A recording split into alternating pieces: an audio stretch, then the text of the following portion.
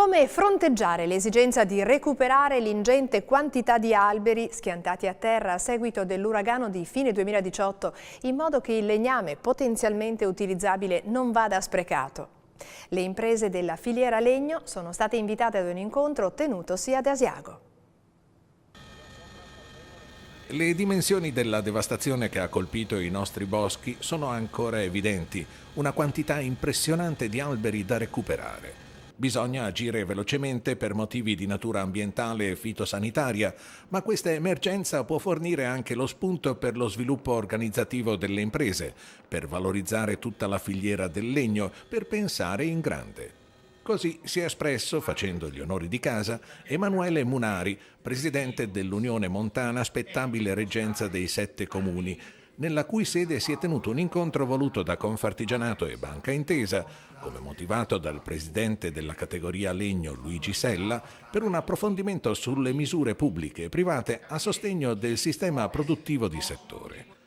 L'intervento in apertura da parte dei tecnici dell'Agenzia Veneta di Avepa sugli incentivi previsti dai bandi che si apriranno a maggio per l'acquisto di mezzi atti alla lavorazione della biomassa destinata alla produzione di energia ha indotto i presenti a suggerire che vengano invece sostenuti ulteriormente investimenti in macchinari per il recupero e la lavorazione del legname da opera, dirottando quindi su questo fronte le risorse.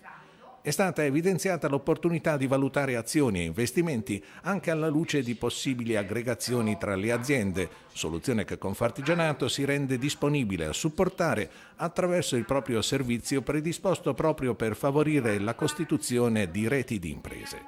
Strumentale al raggiungimento degli obiettivi potrà essere l'accordo siglato tra Banca Intesa San Paolo e le Confartigianato territoriali di Belluno e Vicenza, un plafond di 100 milioni per affrontare l'emergenza nonché creare presupposti di rilancio delle aziende della filiera legno.